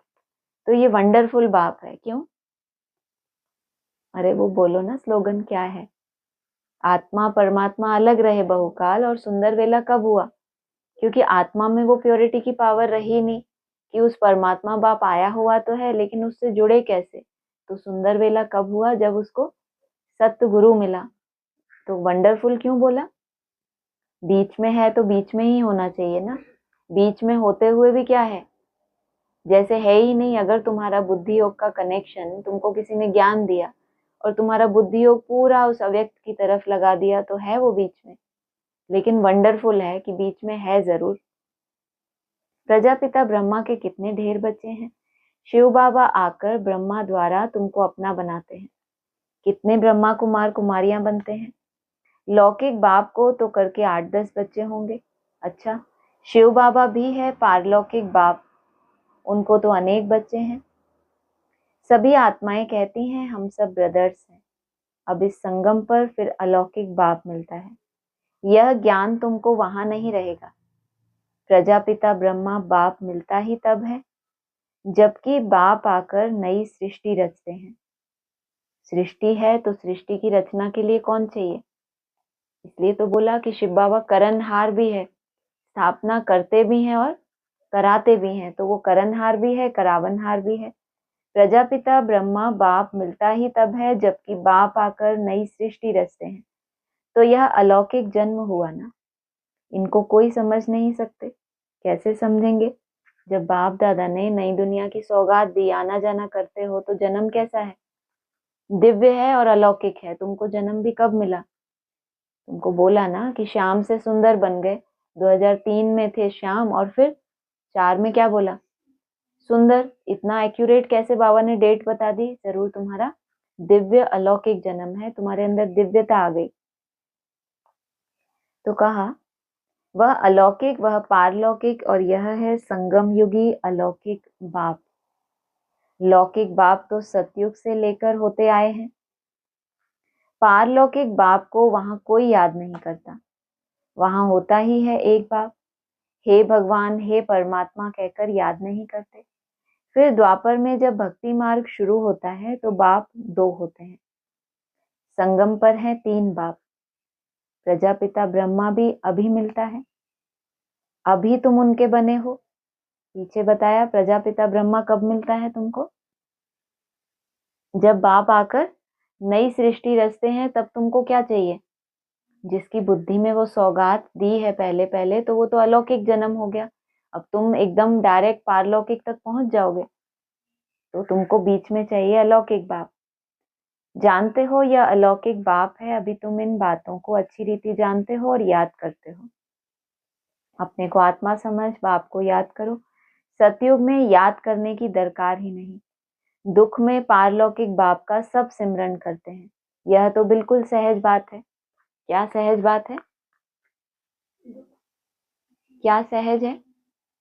क्या बताया? हाँ, दुख में बाप का सिमरन करना बहुत सहज है। अपने आप याद आती है दुख में या खींचना पड़ता है? अभी दुखी हैं या सुखी हैं? क्या है अभी? दुखी हैं अभी। तो बहुत सिमरन होता है, इसलिए नहीं होता। तो दुखी हैं कि नहीं है? अरे, हमें यही नहीं पता कि हम दुखी हैं कि खुश हैं।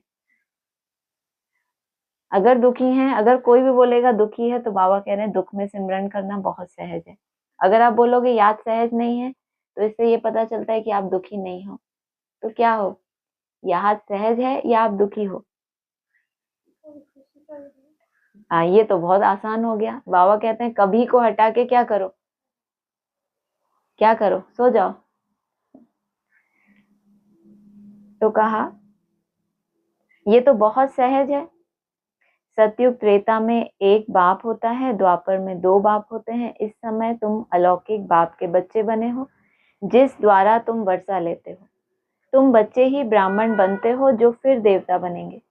विनाश भी तुम्हारे को ही देखना है, जो तुम इन आंखों से देखेंगे। बॉम्ब्स छोड़ेंगे। मनुष्य तो मरेंगे ना, तो तुम क्या हो? तुम एलियंस हो क्या? एलियंस हो? नहीं हो। एलियंस क्या होते हैं? हाँ, ए लिया प्लस अंश।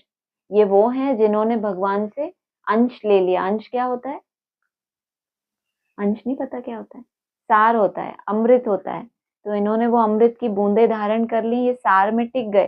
तो इनके ये बता दी विशेषता कि ये विनाश भी तुम्हारे को ही देखना है, जो तुम इन आंखों से देखेंगे। बॉम्ब छोड़ेंगे। मनुष्य तो मरेंगे ना। जापान में भी बॉम्ब छोड़ा, देखा ना कैसे मनुष्य मरे।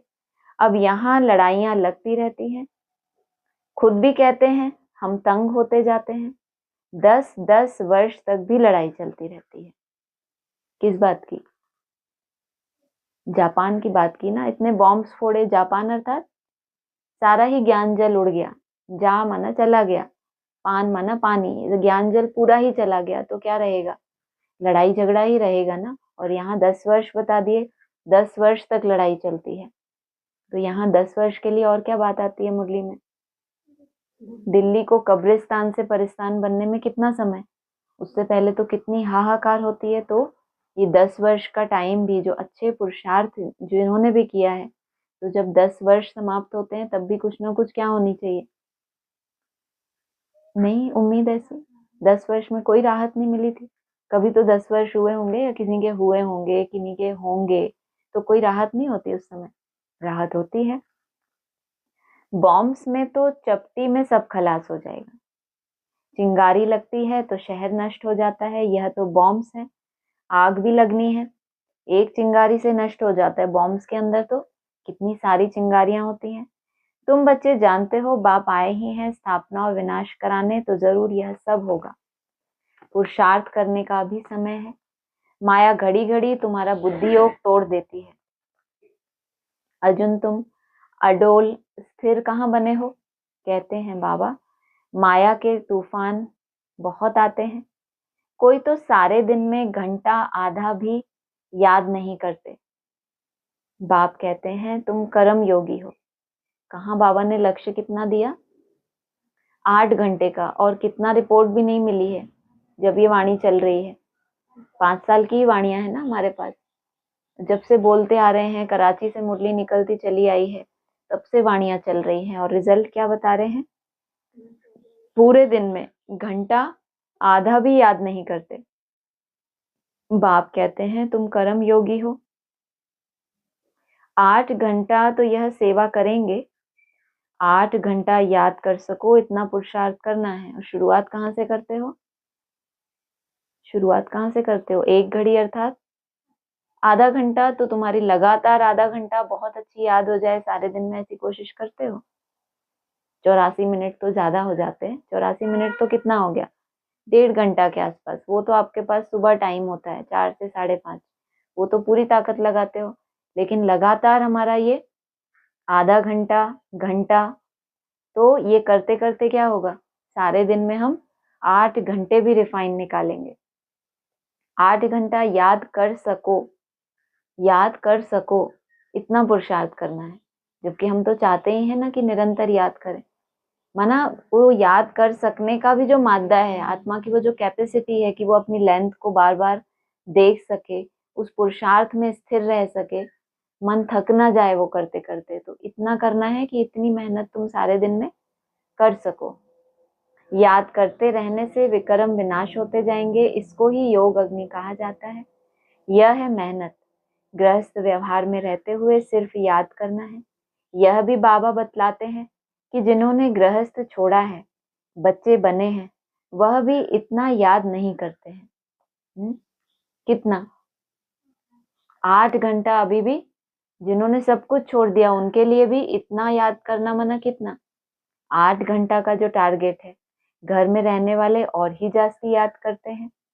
अर्जुन और भील का भी मिसाल देते हैं ना, घर गृहस्थ में रह रहे हैं, कोई हिसाब किताब है, लेकिन पिछले जन्मों का जो तपस्या है, जो उनकी तकदीर ऐसी है कि थोड़ा सा कोई हिसाब किताब है, जिस कारण से घर गृहस्थ में है, लेकिन आत्मा की यात्रा तो वहीं से शुरू होगी जहां से उसने उसको छोड़ा हुआ था। तो शरीर से हिसाब किताब कोई बन गया तो उनको गृहस्थ में रहना पड़ा, लेकिन मन बुद्धि से कैसे थे? अंतमते सो गति, जैसे वो माता के लिए बोला ना कि प्योरिटी के लिए क्या हो गया, कुल्हाड़ी से भी काट दिया, तो बंधन तो था, लेकिन बुद्धि से कैसी हुई वो? बुद्धि से डिटैच हो गई। तो ऐसी आत्माएं भी होती हैं। मेहनत है बाप को याद करना और चक्र को समझना। महाभारत लड़ाई भी जरूर लगेगी, सतयुग में थोड़े ही लगेगी, तो तुम बच्चों को अंधों की लाठी भी बनना है। सबको रास्ता बताना है कि बाप को याद करो, चक्र को याद करो, स्वदर्शन चक्रधारी बनो। एक तो है चक्कर में चक्री होना कि माना अब विनाश सामने आ गया, अब दुख का समय आ गया, तो बता दिया बाबा ने बहुत ब्राह्मण आएंगे।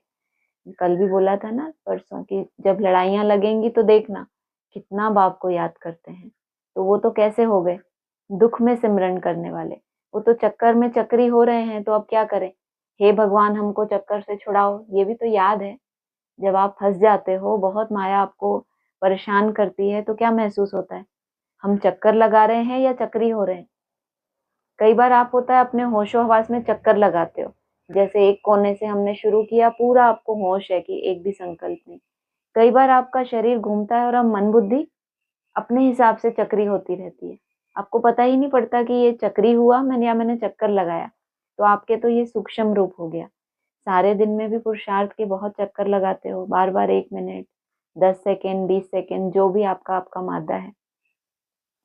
तो हमें माया चक्री कर दे उस शॉर्ट लेंथ में भी, या हम डिसाइड करें कि हमारा ये राउंड कैसा होने वाला है। तो शॉर्ट रूप भी है उसका, फिर ब्रॉड रूप भी है। तो स्वदर्शन चक्रधारी बनो। तुम जो चक्कर लगाते हो उसमें स्व अर्थात आत्मा का दर्शन करते हो, और उन्होंने कभी आत्मा का दर्शन नहीं किया, तो अब जो चक्कर उनके सामने आ गया, चक्र की दशा, उसमें उनको पिसना है, फिर भी पावन तो बनना है। अच्छा, मीठे मीठे सिकी लदे बच्चों प्रति माता पिता बाप दादा का याद प्यार गुड मॉर्निंग। रूहानी बाप की रूहानी बच्चों को नमस्ते। रूहानी बच्चों की रूहानी बाप दादा को नमस्ते। धारणा के लिए सार है, कम से कम 8 घंटा याद में रहने का पुरुषार्थ करना है। अपनी अवस्था अचल अडोल रखने के लिए याद का अभ्यास बढ़ाना है, गफलत नहीं करनी। यह ड्रामा बिल्कुल एक्यूरेट बना हुआ है, इसलिए किसी पर नाराज नहीं होना। निश्चय बुद्धि बनना है। वरदान है तोड़ना, मोड़ना, जोड़ना। इन 3 शब्दों की स्मृति द्वारा सदा विजयी भव। तोड़ना है, मोड़ना है और जोड़ना है। क्या तोड़ना है? हाँ, क्या तोड़ना है? अरे अनुमान तो लगाओ, क्या तोड़ेंगे? सर फोड़ेंगे कि अरे हमारा चार्ट नहीं हुआ? कर्म तोड़ेंगे, कर्म बंधन तोड़ेंगे। हाँ, और मोड़ना क्या है? संस्कारों को। और तीसरा जोड़ना क्या है? मन बुद्धि योग। बाप से एकदम एक्यूरेट जवाब दिया। सारी पढ़ाई और शिक्षाओं का सार यह 3 शब्द है। कर्म बंधन तोड़ने हैं, अपने संस्कार स्वभाव को मोड़ना है, और एक बाप से सर्व संबंध जोड़ना है। यही 3 शब्द संपूर्ण विजयी बना देंगे। इसके लिए सदा यही स्मृति रहे, जो भी इन नैनों से विनाशी चीजें देखते हैं वह सब विनाश हुई पड़ी हैं। उन्हें देखते भी अपने नए संबंध, नई सृष्टि को देखते रहो, तो कभी हार हो नहीं सकती। माना जो दिख रहा है लेकिन विनाश नहीं हुआ, आप पहले से ही क्या देख रहे हो? हाँ, जो प्रिडिक्शन होती है या जो भविष्य देखते हैं वो क्या करते हैं, वो चीज अभी हुई नहीं है, लेकिन कितनी उनकी कमाई होती है भविष्यकर्ताओं की, क्योंकि जो दिख ही नहीं रहा किसी को वो देख पा रहे हैं। तो आपको भी क्या करना है? विनाश दिख नहीं रहा स्थूल चीजों का, लेकिन देखना क्या है? जैसे कि खत्म हुआ पड़ा है ही नहीं। स्लोगन है, योगी की निशानी है सदा क्लीन और क्लियर। क्लीन अर्थात, क्लीन और क्लियर में अंतर क्या होता है? क्लीन माना स्वच्छ, और क्लियर माना, क्लीन माना साफ, और क्लियर माना स्वच्छ हो जाए, माना क्लियर, रास्ता क्लियर है, माना रास्ता साफ है, चल पड़ो। मन कैसा होता है? मन में आती है मलिनता, जो दूसरों के प्रति भाव स्वभाव का जो अंतर है उसके कारण जो हमारे नेगेटिव या परचिंतन गलत भाव बैठते हैं, वो है आपको अशुद्ध करने का। मन को करना होता है स्वच्छ अर्थात क्लीन, और बुद्धि को करना है क्लियर। बुद्धि को क्लियर क्यों करना है? हाँ, क्योंकि उसको ट्रैवल करना है ना। कहते हैं ना भाई, हमें यात्रा करनी है, रास्ता साफ है कि नहीं? धुंध तो नहीं है, रोड पे कोई जाम तो नहीं है, तो रास्ता कैसा चाहिए? बुद्धि को जर्नी करनी होती है, बुद्धि को तीसरे नेत्र से देखना होता है। आप शुरू करेंगे कि मैं आत्मा हूँ, तो आपकी बुद्धि को ले जाना पड़ेगा ना, बाप में ले जाना पड़ेगा, वहां से किरणें लेनी पड़ेंगी, तो कितना काम है। लेकिन मन को क्या करना है? मन को तो केवल रमण करना है, उसको आप चिंतन में रमण करा दो, वो उसमें ही चलता रहेगा। उसको आप वो सुंदर कोई दृश्य दे दो, वो उसमें चलने लग पड़ेगा। लेकिन बुद्धि को, मन को एक सही दिशा देने के लिए ट्रैवल करना पड़ता है कि यहाँ नहीं यहाँ चलो। मन तो कैसा है? शुद्ध है, तो शुद्ध संकल्पों में रमण करेगा। उन शुद्ध संकल्पों से भी ऊपर उठा के उसको कहाँ ले जाना पड़े? निसंकल्प में ले जाना पड़े, तो ये काम बुद्धि का है। तो उसके लिए उसको रास्ता एकदम क्लियर चाहिए। रास्ता क्लियर तब होगा जब मन कैसा हो? मन में किसी के लिए कोई कुंठा ना हो, ना स्वयं के लिए ना दूसरों के लिए। तो संकल्प क्या आएगा? कोई संकल्प बचेंगे? आप अपनी कल्पना करो कभी। बाबा कहते हैं ना, अपनी कल्पना करो, अपना ताज वाला चित्र और टोकरी वाला चित्र। टोकरी अर्थात बहुत सारी कुंठाएं हैं, नौकरी टोकरी कहते हैं। हम नौकर बने पड़े हैं, अधीन है माया के, तो नौकरी ही तो कर रहे हैं। तो इमेजिन करो कि अगर ये तरह के संकल्प मेरे मन से निकल जाए तो क्या रहेगा सोचने के लिए।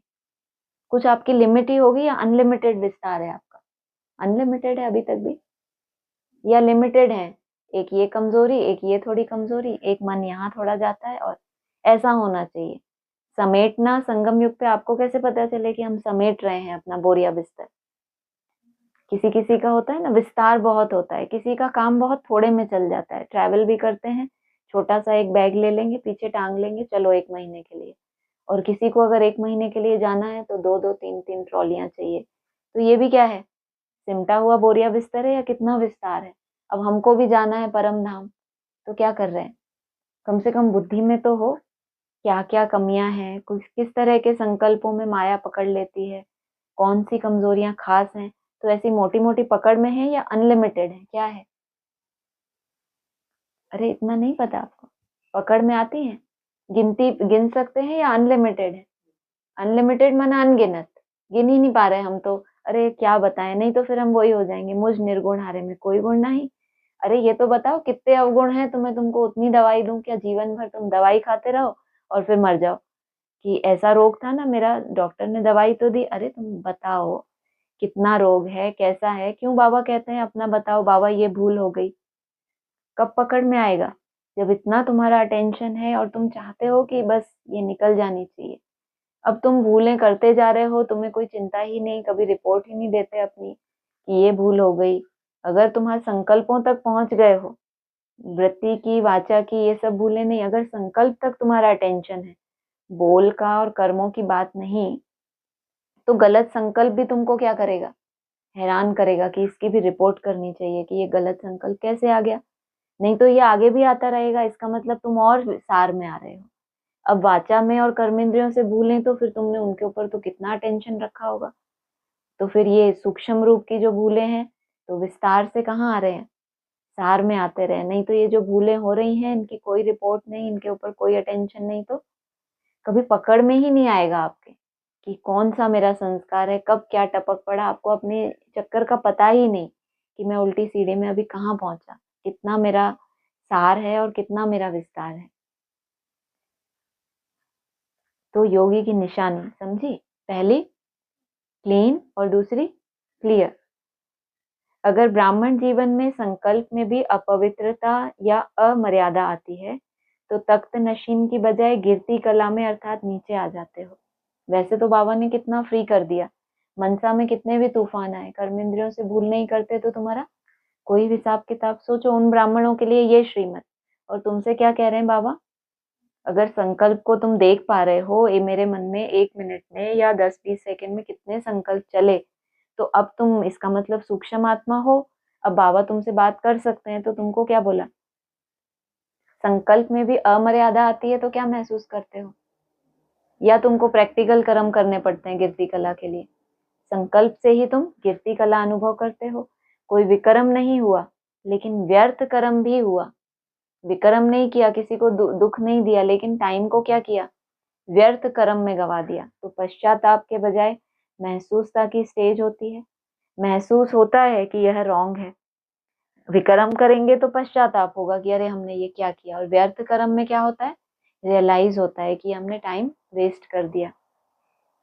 वह बात कांटे के समान चुभती रहेगी। तो इस व्यर्थ से भी मुक्त बनो कि पश्चाताप भी ना करना पड़े, और दूसरा व्यर्थ टाइम देने के बाद महसूसता में जो टाइम जाता है वो भी ना हो। अच्छा, ओम शांति।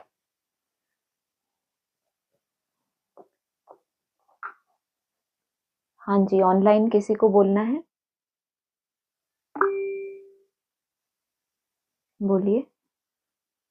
ओम शांति। ओम शांति।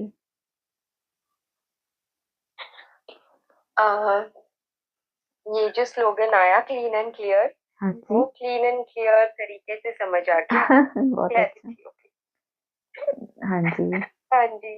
और जो ये था कि अवगुण, जो आपने बात की कि अवगुण हमारे कितने हैं, अनलिमिटेड हैं या कुछ पता है हमें कि कितने हैं, गिन सकते हैं। हाँ जी, तो ये होमवर्क करना चाहिए हमें कि हम लिस्ट बनाए अपने अवगुणों की। बिल्कुल।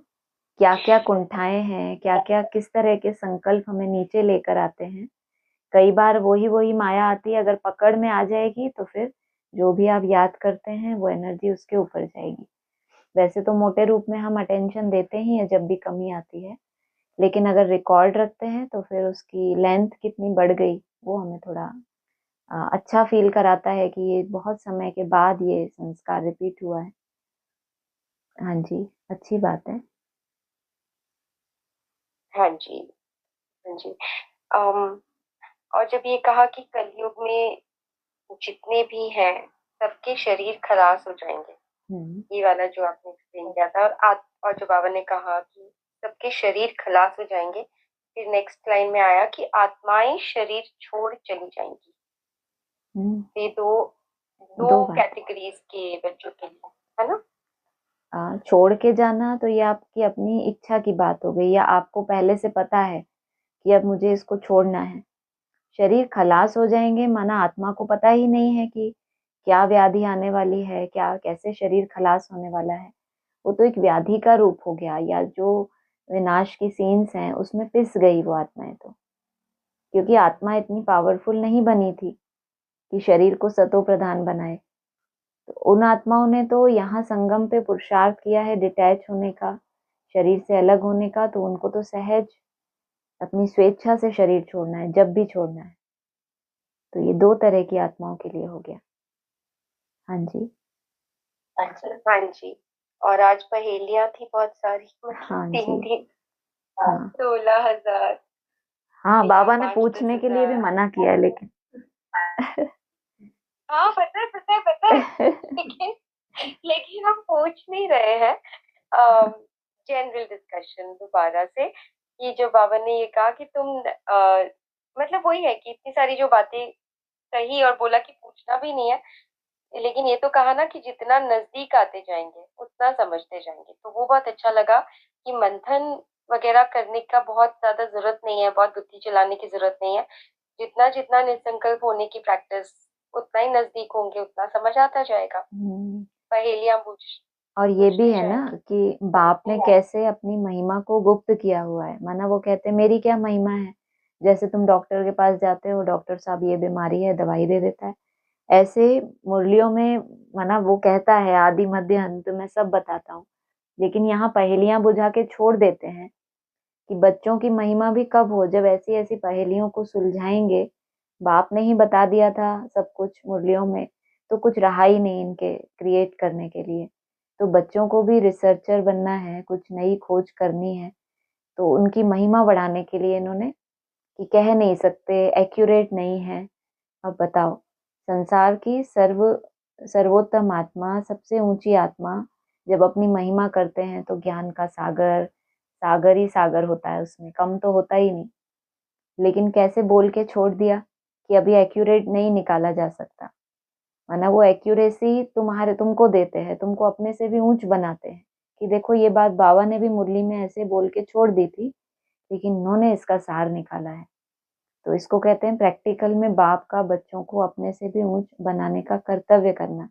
होते नहीं है, लेकिन बच्चों को उमंग आता है ना। माँ बाप भी कभी होते हैं बच्चों को ऐसे उमंग उत्साह बढ़ाते हैं। हाँ जी। हाँ जी, बिल्कुल। तो जब ये कहा कि तुम जब एक्यूरेट संपूर्ण बनने के लायक बनेंगे, तब तुमको और जास्ती साक्षात्कार हो जाएगा। हाँ जी, यहाँ हाँ हम जी, समझते हैं, साक्षात्कार। समझ को ही साक्षात्कार कहा जाता है। मुरली में आया समझ को ही, समझ को भी नहीं बोला। इससे पहले जो बंद आंखों के साक्षात्कार मनन चिंतन जिससे विस्तार में गए, उसको फिर भी भक्ति मार्ग के खिलौने बता दिया। बीकेज में थे तो बंद आंखों के खिलौने, वरना खिलौने कहो साक्षात्कार कहो, एडवांस में आए तो खुली आंखों से मंथन वाले खिलौने ढेर सारे मिले। लेकिन अगर उस मंथन से आत्मा सार में नहीं टिकी, जैसे आज बोला ना, ज्ञान सागर से ही पतित पावन अक्षर निकलता है, जबकि ज्ञान सागर मना विस्तार और पतित पावन के लिए तो योग चाहिए, लेकिन निकला वहीं से है ये सार भी। तो अगर उस सार में नहीं टिके, केवल मनुष्य ही रह गए मनन चिंतन करने वाले, तो उनका तो फिर विनाश होगा ही, भक्ति मार्ग हो गया वो। यहाँ कहेंगे तुम्हारी समझ, जितना तुम अमन बनते हो, नजदीक आना, माना जैसा बाप है वैसा तुमको बनना है। अब बाप तो अमन है, तो उसके नजदीक जाओगे तो तुम भी तो वैसे बन के ही जाओगे। हाँ जी। अच्छा। हाँ जी, हाँ जी। और आज ये भी आया कि आधा कल्प बरसा पाते हो, फिर तुमको श्राप मिलता है रावण से। हम्म। हाँ जी। हाँ जी, जो क्यों कर मिलता है श्राप? ऐसा जिन हमने नहीं, हमने किया नहीं, बाबा ने बोला ना, तुम्हारे लिए तो बोला तुमको तमो प्रधान में भी सुख है। मोस्टली ब्राह्मणों के लिए 3/4 सुख, 1/4 दुख, आधा आधा तो दे नहीं सकते, तो 3/4 और 1/4 बोला है। और तुमको बोला है कि तुमको अभी तमो प्रधान में भी सुख है। 50-60 जन्म के लिए इंश्योरेंस भी बताया, 82-83 जन्म बताया, और तुमको बोला तमो प्रधान में भी सुख है। तो ये तो कटी हुई सीढ़ियां हैं जिनकी और धर्मों की जो राजाइयां हैं उनके लिए कहेंगे कि इनके ऊपर ऐसी दशा बैठ जाती है, कमजोर आत्माएं हैं। बाकी सबके लिए नहीं कहेंगे। कोई कोई परिवार बाबा ने पूरा बताया 82-83 जन्म सुखी रहते हैं, तो उनके लिए ये बात नहीं है। हाँ जी। अच्छा, ठीक है, ठीक है। और जो सागर का भी आज बताया कि सागर भी तमो प्रधान हो पड़ा है।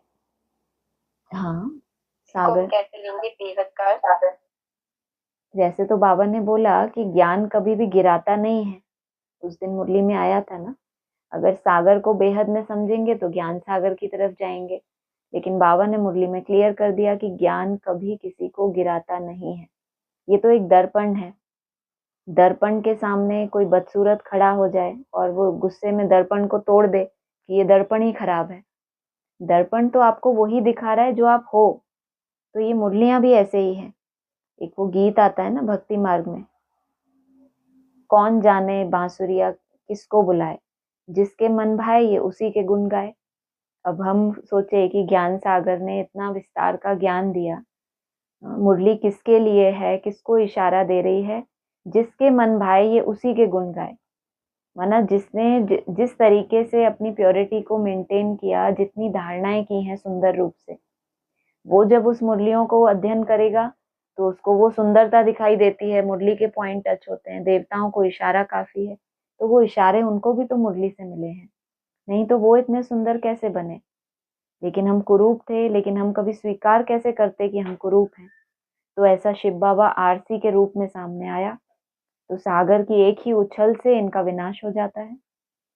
वो सागर की निराकारी स्टेज और डमरू एक साथ, ताकि जो असुर हैं वो कभी ये क्लेम ना करें कि हम भी देवताएं हैं। केवल देवताई ड्रेस पहन ली, मंथन वैसा ही धारण कर लिया, लेकिन प्रैक्टिकल कर्म भी चाहिए, तब कहलाते हैं देवताएं। जैसे वैष्णव के लिए बोला, दुनियावी वैष्णव कभी विकारों की हिंसा तो नहीं करते, वेजिटेरियन होते हैं। हाँ, विकारों की हिंसा भी नहीं करते और वेजिटेरियन भी होते हैं। तो यहाँ बेहद में वेजिटेरियन अर्थात मांसाहारी, उस दिन हमने समझा था, देहधारियों में बुद्धि फसाना अर्थात मांसाहारी। तो वैष्णव कैसी प्योरिटी को धारण करते हैं? तो दोनों ही तरह के हैं। तो वो शिव बाबा तो एक आरसी है, ज्ञान कभी गिराता नहीं है। ज्ञान को जिस चश्मा चढ़ा के आप देख रहे हो, उसकी वजह से आपको वैसा दिखाई दे रहा है। इस्लाम धर्म के हो तो वैसा दिखाई देगा, हरा ही हरा दिखाई देगा। तो इसीलिए कहा कि अपनी अपनी बुद्धि है, बुद्धि के ऊपर जिस तरीके की परतें चढ़ी हुई हैं विकारों की, शिव बाबा आरसी भी सामने आ जाए ज्ञान सहित, तो भी उनको वही दिखाई देगा जो उनके अनुकूल है। वो उठाएंगे ही वही बात। हाँ जी। जी जी जी, समझ आया। और आज बाबा ने कहा कि प्रजापिता ब्रह्मा के बच्चे ब्रह्मा कुमार कुमारियां, हम्म। ये पहले कहा। फिर ये आया पॉइंट कि ब्राह्मण दिन प्रतिदिन वृद्धि को पाते रहेंगे हम्म। और ब्रह्मा के बच्चे ब्राह्मण हैं। ये भी ये तो बोला, बताया ना मतलब कि प्रजापिता ब्रह्मा। हाँ जी। ये भी तो बताया कि वृद्धि को क्यों पा रहे हैं। ये भी बताया था कि जब दुख बहुत बढ़ेगा, विनाश सामने आ जाएगा, दुख में सिमरन करते हैं बहुत सहज है, तो उस समय वृद्धि को पाता है इनका झाड़ ब्राह्मणों का। देवताओं उसके बाद भी लाइन है, देवताओं का झाड़ वृद्धि को पाता है, मतलब देवताओं की कंडीशन अलग है। उन्होंने लंबे समय वो पुरुषार्थ किया है, तो अब उनकी अवस्थाएं वृद्धि को पा रही हैं। लेकिन ब्राह्मणों के जब ये विनाश देखेंगे अभी लड़ाई लगती है तो बहुत मेहनत करने लग पड़ेंगे। ये ब्राह्मणों की बात है। हाँ जी। तो एक मिनट, क्या बोल रहा हूँ, आप ही पूछो।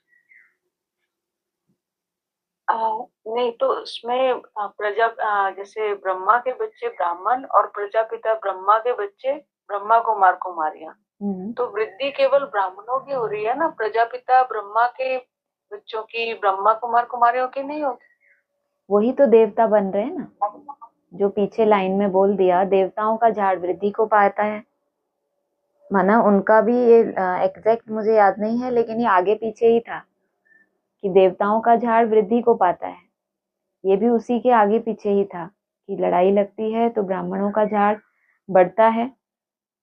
तो जो उन ब्राह्मणों में से प्रजापिता ब्रह्मा कुमार कुमारी बन गए, अर्थात भाई बहन की स्टेज बन गई, तभी तो देवताएं बन रहे हैं। संपूर्ण देवता अर्थात आत्मा आत्मा भाई भाई, तो वो ट्रांसफर हुए बगैर तो नहीं देवता बने। और वो केवल ब्राह्मण ही रह गए, आपस में भाई बहन भी नहीं बने। हाँ जी। हाँ जी, ठीक है, हो गया। हाँ जी। निर्मला माता जी को और बोलना है कुछ? अच्छा है उनका? जी। Okay okay.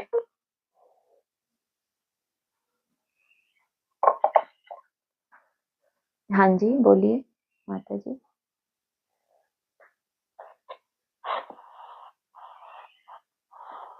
हेलो। हाँ जी, बोलिए। हाँ जी। आवाज आ रही है? जी जी।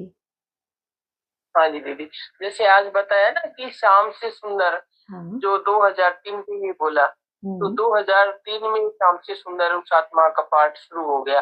हाँ। तो लेकिन बोला है कि ब्रह्मा सो विष्णु बनने में 1 सेकंड, ब्रह्मा पतित और विष्णु पावन। हम्म। तो 2027 के बाद जैसे कर्माती स्टेज बनेगी, तब हम्म। कहेंगे या 2003 में कहेंगे सुंदर? सुंदर इसकी भी स्टेजेस है ना, जैसे कर्मातीत अवस्था की भी स्टेजेस होती हैं। जो ब्रह्मा सो विष्णु 1 सेकंड में बोला है वो लास्ट की बात है, कि जब इतना पुरुषार्थ लंबे समय का करते करते आत्मा शरीर दोनों सतो प्रधान बन जाते हैं, तो उसके बाद की एक स्टेजेस है। अभी हम इतनी कल्पना नहीं कर सकते, लेकिन सुंदर बनने की शुरुआत होती है पहले अपने रियलाइजेशन से। पहले आत्मा को ये रियलाइज हो, हु एम आई। तो जब वो रियलाइज करती है अपनी, जब किसी को सीट दे दी जाती है, उसके बाद उसको नशा चढ़ता है। जब नशा चढ़ जाएगा तो कितनी तीव्रता से पुरुषार्थ हो। तो पहले तो ये जीवन का एक लक्ष्य, एम, ऑब्जेक्ट सामने आती है कि ये मेरा भविष्य है। उस समय मन बुद्धि में निश्चय होता है, लेकिन मन बुद्धि में अगर आ भी जाए, लेकिन प्रैक्टिकल अगर पुरुषार्थ वैसा नहीं है, तो तब तक बाबा ने कहा कि बच्चा कभी हंसता भी है, रोता भी है, माना रियलाइजेशन के बाद भी ऊपर नीचे होते रहते हैं। तो धीरे धीरे इसमें परिपक्वता आती है। इसलिए बोला कि इन लक्ष्मी नारायण को समझदार बनने के लिए 20 से 25 वर्ष लगते हैं। तो ये 25 वर्ष जो है, ये कितना लंबा टाइम है। तो इसमें एक ऐसी समझ डेवलप हो जाती है, जो अभी हम लास्ट पुरुषार्थ कर रहे हैं 24 के बाद जो शुरू हुआ है। तो 98 99 से 25 वर्ष गिनेंगे तो 24 में पूरे होते हैं। तो यहाँ जब बाप के अव्यक्त होने की बात आती है, तो उससे पहले जो समझदार बनने की बात है, कि वो सारे सपने जो हैं, जो हम भक्ति मार्ग की तरह चिंतन करते हैं भविष्य का, वो सब चीजें समाप्त हो जाती हैं। केवल मैं और मेरा बाप, दूसरा ना कोई। केवल वो स्टेज बनाना, और उसी में सब कुछ समाया हुआ है। तो इसमें भी टाइम लगता है। 27 भी कर्मातीत अवस्था है, लेकिन एक फाइनल भी है, जो हम 34 की बात करते हैं, जब संपूर्ण संन्यास का समय आता है, वो है फाइनल। जहां से फिर कहें कि संन्यास की शुरुआत, अर्थात अब आत्मा को परम धाम में ट्रांसफर होना है इसी शरीर से। तो ये बहुत बड़ा चैलेंज है। तो 27 कहेंगे कि इसमें जैसे कि हमारी जो याद की है एकाग्रता भी, वो भी तो घंटों के आधार से भी हमने समझा है ना। पहले हमने 84 मिनट, फिर 3 घंटा 45 मिनट, फिर उसके बाद डबल 8 घंटा, फिर 12 16। तो ये एकाग्रता, ये आसन भी धीरे धीरे परिपक्व बनता है। उसी आधार से जो कर्मातीत अवस्था है वो गिनी जाती है। तो फाइनल 34 है, 27 उसका एक स्टेज है। 24 तो हो गई समझदार बनने की स्टेज, और उसके बाद ये पहला है शूटिंग पीरियड 27 तक। बाकी नूंद पूरी जो भी फाइनल कर्मातीत अवस्था है उसकी नूंद इसी में हो जाती है। जैसे बोला ना, कृष्ण की आत्मा गर्भ में भी वही संकल्प करती है, तो अभी भी ये गर्भ काल है 10 वर्ष का। तो संकल्प सारे वो होंगे कि संपन्नता कैसे होनी है, किस विधि से होनी है, क्योंकि आत्मा नजदीक जा रही है। मुरली में भी आया था, इस समय श्री कृष्ण की आत्मा शिव के नजदीक है। तो जरूर दो हैं तभी तो एक दो के नजदीक आएंगे। तो श्री कृष्ण की आत्मा भी है, शिव की आत्मा भी है, लेकिन जितना जितना निसंकल्प होते जाते हैं तो वो आत्मा नजदीक जाती है। जितना नजदीक जाते हैं तो वो अपने भविष्य के जो दुनिया है, वहाँ के झाड़ पेड़ अर्थात वहाँ की जो स्टेजेस होंगी हमारी कैसे होंगी, सब दिखाई देने लगता है। तो जितना हम भी साथ साथ नजदीक जा रहे हैं तो हमको भी वो सब साक्षात्कार होते हैं। हाँ जी,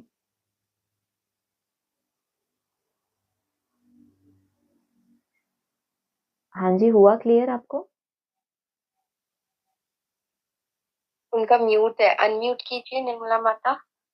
अच्छा, वो ऐसे बोल रहे होंगे। हाँ हाँ, हाँ जी हाँ जी, हाँ हाँ, तो ये क्लियर हुआ।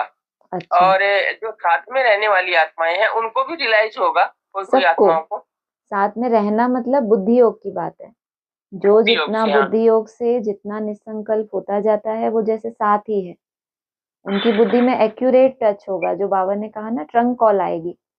ट्रंक कॉल और कुछ नहीं है, ये तो जो शुद्ध संकल्प हमको जब बहुत अच्छी याद में होते हैं और उसमें कहेंगे जो हम कोई संकल्प करना ही नहीं चाहते, उस समय कोई ऐसा साक्षात्कार हो, आगे चल के बाबा ने कहा है बहुत बहलाएंगे, लेकिन बहलाएंगे उनको जो संपूर्ण योग युक्त होंगे। तो अभी तो हमारी रेस चल रही है वो योग युक्त बनने की, कि बाप हमको बहलाए, दूसरी दूसरी आत्माएं ना बहलाएं। वो बहलाना तो हमने बहुत देख लिया। अभी हमको चाहिए डायरेक्ट मन मनाभव होना है, माना जो बाप संकल्प ब्रह्मा रूपी मन में आता है वही संकल्प हमारे पास आए। जब वेरीफाई करेंगे तो पता चलेगा कि ये तो वही है, या जब मुरली में आ जाएगा तो आपको वेरीफाई होगा कि यही संकल्प तो आया था, तो आप अपने को सर्टिफिकेट देंगे कि हाँ भाई हमारी एकाग्रता सही चल रही है। हाँ जी, जी जी जी, क्लियर हुआ। हाँ जी, और जैसे अवस्था भी बहुत अप डाउन होती है, बहुत अप डाउन, हाँ, तो इसकी भी क्या वजह हो सकती है? माना तेजी से हमारे हिसाब किताब चुकतू हो रहे हैं। जो हमारे अंदर एक ज्ञान की नई समझ आई है तो हमारे अंदर एक उमंग उत्साह है, फोर्स है, लेकिन हिसाब किताब भी हैं कुछ हमारे साथ साथ। तो हमारे अंदर फोर्स है, हमें बहुत जल्दी आगे बढ़ना है। तो दूसरी तरफ चाहे कर्म भोग के हों चाहे मनसा के हों, महाभारत लड़ाई ही आपको आपके लिए स्वर्ग के गेट खोलती है, बाबा ने कहा है ना। तो अभी तक तो हम समझते थे दुनियावी है, अब हमें समझ आया ये जो इंटरनल है महाभारत, एक तरफ मेरे संस्कार स्वभाव, मेरे मोह, मेरे जो भी मेरे अंदर कमजोरियां हैं, क्रोध लोभ मोह अहंकार जो भी कुछ है, इन सबको मुझे मारना है और भगवान मुझे समझ दे रहा है। तो इस लड़ाई में अप डाउन होना कोई बड़ी बात नहीं। भगवान ने भी हाथ थोड़ी खड़े कर दिए कि अर्जुन तो कुछ समझता ही नहीं, क्योंकि अर्जुन अर्जन कर रहा था, लेकिन आत्मा को परिपक्व बनने में उस लेवल तक आने में समय लगता है।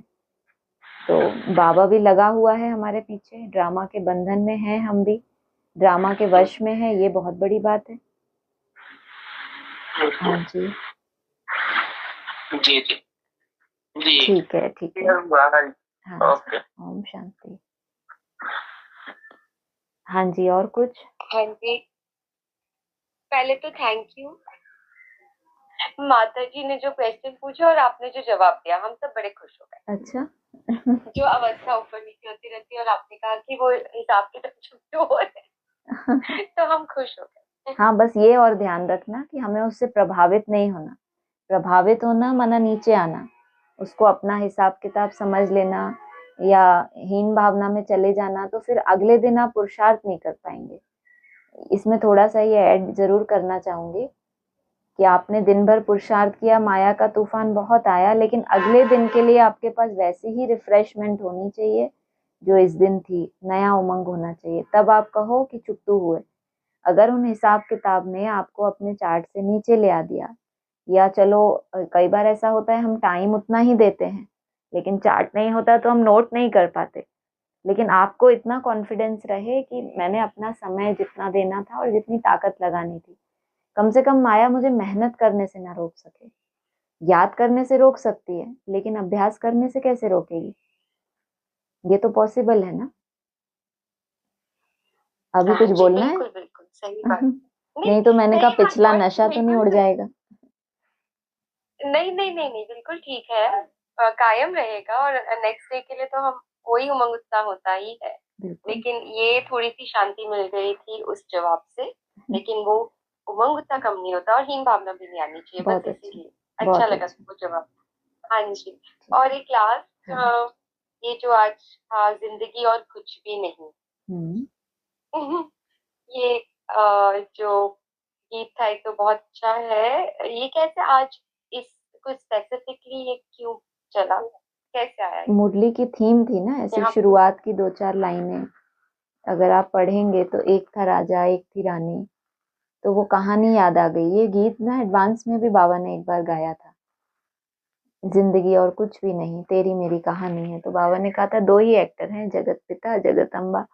तब शायद गंगा सागर के टाइम की बात है, बाबा ने ये गीत गाया था, तो वो याद आ गया। बाबा के मुख से सुना हुआ था, और ये राजा रानी की कहानी सुन के ये गीत याद आ गया। हमने भी सुना हुआ है, तो हमने कहा चलो आज मुरली में गीत नहीं है तो थोड़ी मनमत ऐड करते हैं, सबको अच्छा लगेगा। अच्छा। हाँ जी।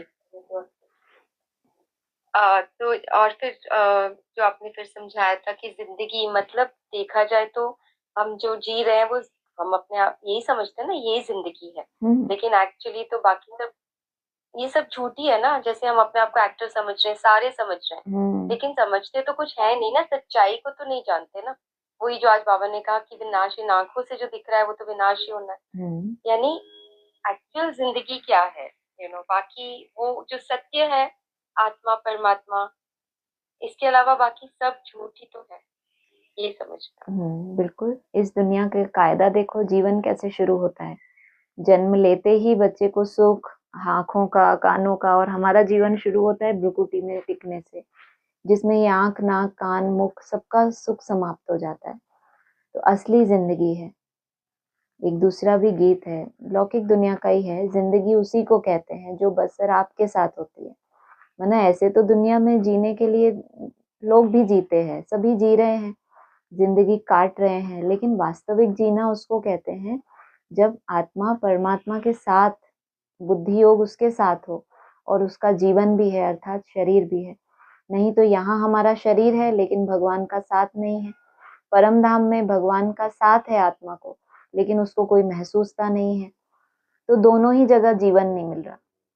जीवन तो वही हो गया कि जीव भी है, लेकिन जिसके साथ जीना चाहता था, जीवन का अंत भी होता है तो कहते हैं राम नाम सत्य है। तो वो तो गया जिसको जाना था, जिस स्मृति से गया, लेकिन वो शरीर चला गया, वो जीना तो चाहता था राम के साथ। अब जब शरीर छोड़ दिया तो उसके पास है ही नहीं अनुभूति करने के लिए कि भगवान के साथ रहना क्या होता है। हाँ जी। हाँ जी, बहुत सुंदर है बात जी। और मेरे पास क्वेश्चंस हैं, पर टाइम हो गया, ठीक तो है, फिर भले कल। जैसा आपको ठीक लगे। हाँ फिर क्या है, कभी कभी कुछ नहीं भी होता, मुरली भी छोटी होती है ना, तो तब के लिए इमरजेंसी के हाँ लिए रखना चाहिए कुछ। हाँ, मेरे पास तो बहुत है। हाँ ठीक है, जी। ठीक है। हाँ जी। ठीक है, कल पूछती हाँ हूँ। जी। हाँ जी, ओम ओम शांति। शांति। Thank you.